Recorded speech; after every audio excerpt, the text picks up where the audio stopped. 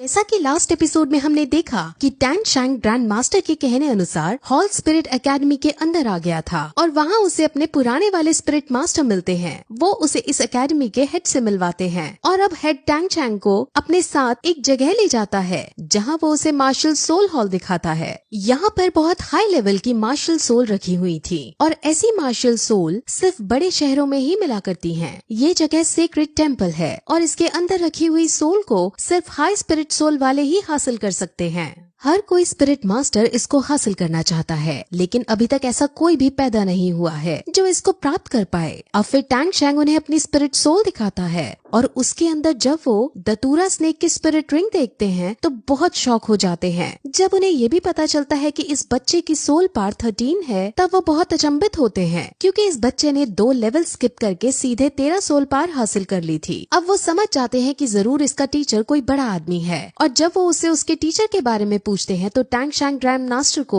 अपना टीचर बताता है। अब हेड उसे अपने यहाँ पढ़ाने के लिए रेडी हो जाते हैं और अब उसे इस एकेडमी में शामिल कर लिया जाता है। अब फिर टैंग शैंग बाहर जाता है और लोहारों की बस्ती में जाकर काम ढूंढने की कोशिश करता है। वो कुछ पैसे कमाना चाहता था ताकि अपनी रोजी रोटी कमा सके। वो एक एक करके लोहारों से काम मांगने लगता है, लेकिन हर कोई लोहार उसे बच्चा समझ उसका मजाक उड़ाकर भगा देता है। लेकिन एक लोहार उसे अपने यहाँ काम करने को कहता है और टैंग शैंग उसे सबसे मुश्किल काम जो कि रिफाइनिंग है वो मांग लेता है। अब ये सुनकर वो लोहार उसका मजाक उड़ाने लगता है, लेकिन टैंग शैंग उसकी बात का बुरा ना मानते हुए अपने पापा की सिखाई हुई टेक्निक को याद करता है। उसके पापा उसे रिफाइनिंग और फॉर्ज करने की अलग अलग टेक्निक सिखाया करते थे और उन सभी टेक्निक्स में टैंग शैंग ने माहिरता हासिल कर ली थी। अब टैंग शैंग उस लोहार का सामान लेता है और एक ही बार में पिग आयरन को फॉर्ज कर देता है। अब ये सब देखकर वहाँ खड़े सभी लोहार बहुत शॉक हो जाते हैं क्योंकि उन्होंने तो ये सोचा था कि बच्चा हैमर को उठा तक नहीं पाएगा, लेकिन इसने तो रैंडम हैमरिंग स्किल का यूज करके एक ही बार में पिग आयरन को फॉर्ज कर दिया है। अब लोहार उसे काम पर रख लेता है क्योंकि उसे इस बच्चे से बहुत मुनाफा होने वाला है। वहीं फिर हमें एक मास्क मैन को दिखाते हैं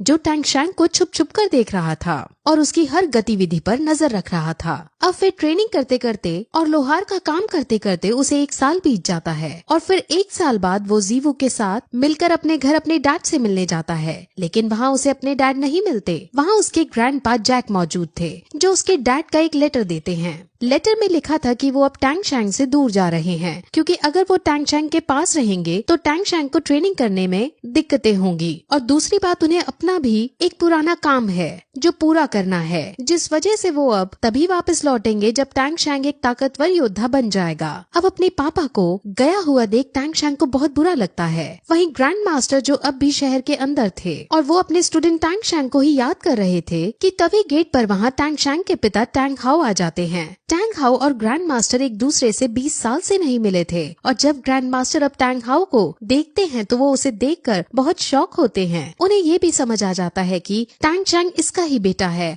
और इसी वजह से वो इतना पावरफुल है। अब ग्रैंड मास्टर को ये पता चलता है कि टैंग हाउ ने अपने बेटे को अकेला छोड़ दिया है, जिस पर ग्रैंड मास्टर टैंग हाउ को बहुत खरी खोटी सुनाता है क्योंकि टैंग शैंग अभी एक बच्चा है और ऐसा करना उसके साथ ठीक नहीं। लेकिन टैंग हाउ उसके बहुत कहने पर भी मानता नहीं और वो उसके पास वापस जाने के लिए रेडी नहीं होता। वो फिर उसे अलग तरह का दिखने वाला बैज देता है और खुद वहाँ से चला जाता है। वहीं टैंग शैंग जो अपने पापा की वजह से बहुत ज्यादा उदास हो जाता है और उसको कुछ भी करने का मन नहीं करता, लेकिन उसकी दोस्त जीवू उसे हिम्मत देती है और उसे समझाती है कि तुम्हारे डैड तुम्हारी भलाई के लिए तुम्हें छोड़कर गए हैं और वो तुम्हें एक बड़ा आदमी बनते देखना चाहते हैं, इसलिए तुम्हें अब दुख छोड़कर काम पर लग जाना चाहिए और बड़ा आदमी बनना चाहिए। अब टैंग शैंग समझ जाता है और वो दोनों कई और सारी बातें करते हैं और उनके बीच हमें एक रोमांटिक एंगल नजर आता है। वो दोनों एक दूसरे से हमेशा साथ रहने का वायदा करते हैं और टैंग शैंग उसकी हमेशा रक्षा करने की कसम खाता है। टैंग शैंग के पिता टैन हाउ की भी अपनी पूरी एक बैक स्टोरी है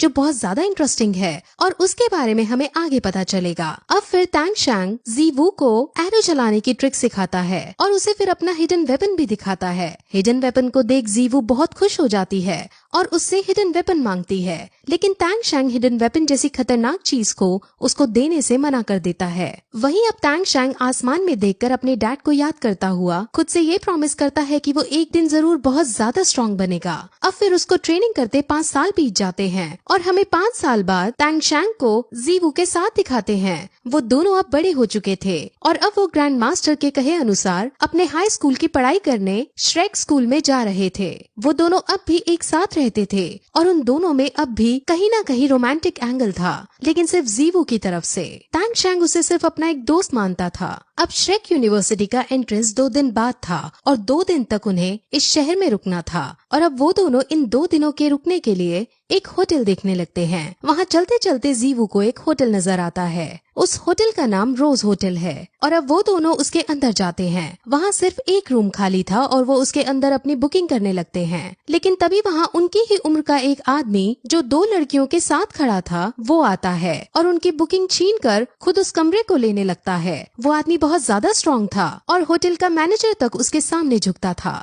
सब लोग उससे डरते थे और इसीलिए होटल वाले उसे ही रूम देने लगते हैं। अब ये देखकर जीवू को गुस्सा आ जाता है और वो उससे बहस करने लगती है। उस आदमी का नाम मिस्टर धाय है और अब उसे भी गुस्सा आ जाता है। अब उनमें लड़ाई होने लगती है जिसमें टैंग शैंग उससे लड़ने को जाता है। पहले तो वो नॉर्मल स्किल्स का ही यूज करते हुए एक दूसरे पर हमला करते हैं और इन सभी में टैंग शैंग जीत जाता है, लेकिन अब मिस्टर धाय टैंग शैंग की एबिलिटीज को समझ जाते हैं। अब वो फिर अपनी स्पिरिट रिंग का यूज करता है और उसकी स्पिरिट रिंग एक टाइगर बीस्ट की है। उसकी सोल पावर 37 रैंक पर है और वो बहुत शक्तिशाली है। अब टैंग शैंग भी अपनी स्पिरिट रिंग को बाहर निकालता है जो एक दतूरा स्नेक की थी और उसकी सोल पावर 29 थी। वो अपनी स्पिरिट रिंग का यूज करते हुए उसको बांधने की कोशिश करता है, लेकिन मिस्टर धाई हर बार उसके बंधन को तोड़ बाहर निकल जाता है। अब ऐसा टैंग शैंग कई बार करता है, लेकिन मिस्टर धाई की स्पिरिट रिंग एक व्हाइट टाइगर बीस्ट की थी। वो हर बार उसे तोड़ते हुए बाहर निकल जाती है। अब फिर टैंग शैंग एक स्माइल के साथ अपनी एक और बंधन उस पर छोड़ता है और इस बार मिस्टर धाई बंधन में बंध जाता है। और यहाँ से अब हमें ये पता चलता है कि जितनी बार टैंग शैंग ने उसे बांधने की कोशिश की थी वो असल में उसे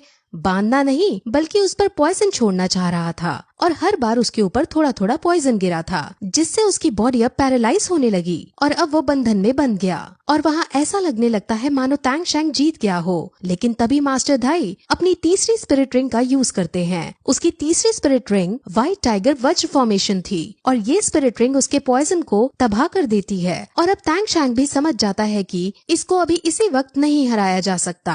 अब मिस्टर धाई जीत जाता है, लेकिन वो टैंग शैंग की बहुत तारीफ करता है क्योंकि उसकी स्पिरिट सोल एक ब्लू सिल्वर ग्रास की थी, लेकिन फिर भी उसने अच्छी लड़ाई लड़ी थी। ऐसा लग रहा था मानो मिस्टर धाई टैंग शैंग को यहाँ परखने आए हों, क्योंकि वो जीतने के बाद सीधे वहाँ से चले जाते हैं। वो रूम भी नहीं लेते और रूम की बुकिंग जीवू को मिल जाती है। अब मिस्टर धाई की स्टोरी भी हमें आगे पता चलेगी क्योंकि वो भी श्रेक स्कूल के अंदर ही एडमिशन लेने वाले हैं। अब वो दोनों फिर अपने रूम में जाने लगते हैं और रास्ते में वो मिस्टर धाई के बारे में बातें करते हैं। जीवू कहीं ना कहीं टैंग शैंग को पसंद करती थी, लेकिन टैंग शैंग एक जिम्मेदार और मैच्योर इंसान की तरह उसकी देखभाल किया करता था। अब रूम में पहुंचने पर उन्हें रूम बहुत अलग सा नजर आता है क्योंकि वो असल में एक हनीमून होटल था और ये देखकर टैंग शैंग को बहुत अजीब लगता है क्योंकि जीवू इतने शानदार रूम को देखकर बहुत खुश होती है और वो यहाँ वहाँ उछलकर सीधे बेड पर जाकर लेट जाती है। टैंग शैंग अब उसको बेड पर लेटा देख सोफे पर जाकर लेट जाता है और आज की लड़ाई के बारे में सोचने लगता है। असल में वो ये सोचता है कि अगर वो चाहता तो हिडन वेपन्स का यूज करके उसे हरा सकता था, लेकिन इससे हिडन वेपन की सच्चाई सबके सामने आ जाती, इसीलिए उसने हिडन वेपन्स का यूज नहीं किया था।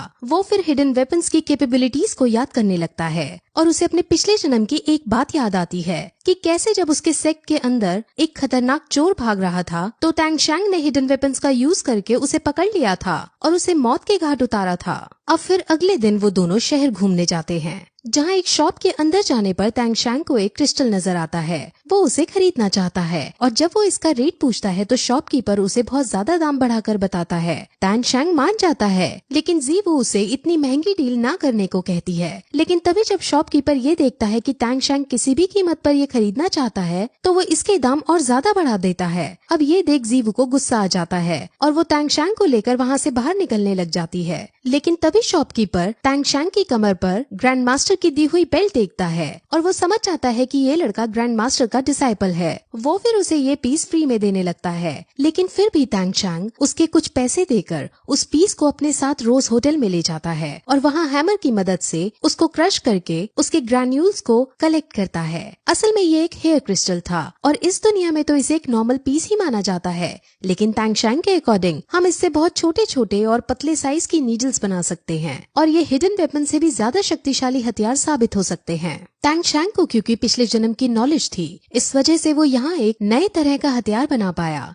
जीवू ये देखकर बहुत शौक होती है और अब दोनों फिर और ज्यादा देर ना करते हुए श्रेक स्कूल की तरफ निकल जाते हैं। वहाँ पहुँचने पर वो एक लंबी लाइन देखते हैं और वहाँ जो उन्हें एंट्री दे रहा था वो उन सभी को टेस्ट कर रहा था। वहाँ जो बच्चा कमजोर था उसे वो एंट्री नहीं दे रहा था और जब वो बच्चा रिफंड की डिमांड करता तो उसे सीधे सीधे भगा दिया जाता। वहाँ उन्होंने साफ ये रूल रखा था कि जो कमजोर होगा उसको यहाँ एंट्री नहीं मिलेगी और उसकी फीस भी रिफंड नहीं होगी। वहाँ पे मिस्टर धाई भी खड़ा था जो उनको संभाल रहा था, जो रिफंड की डिमांड कर रहे हैं। मिस्टर धाई रिफंड मांगने वालों को ये कह रहा था कि जो रिफंड चाहते हैं वो मुझसे फाइट कर ले और अगर मैं हार गया तो तुम्हें रिफंड मिल जाएगा। लेकिन किसी की भी हिम्मत मिस्टर धाई से लड़ने की नहीं थी और सब बिना रिफंड लिए वापस अपने अपने घर लौट रहे थे। श्रेक का नाम एक मॉन्स्टर के ऊपर है और ये स्कूल सिर्फ मॉन्स्टर्स जैसे बच्चों को ही लेता है, यानी सिर्फ उन बच्चों को जो ज्यादा खतरनाक और ताकतवर हैं। अब टैंग शैंग मिस्टर धाई को देखते हैं और मिस्टर धाई टैंग शैंग को देखता है और दोनों एक दूसरे को देखकर एक रिस्पेक्ट वाली स्माइल पास करते हैं।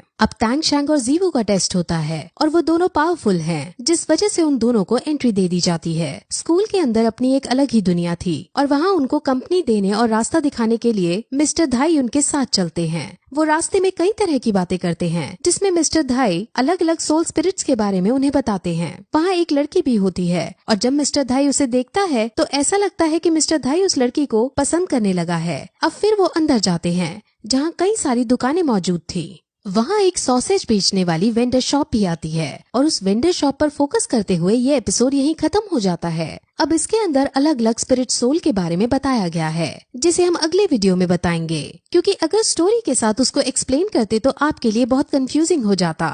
सो आगे की स्टोरी हम अगली वीडियो में एक्सप्लेन करेंगे। तब तक के लिए बाय।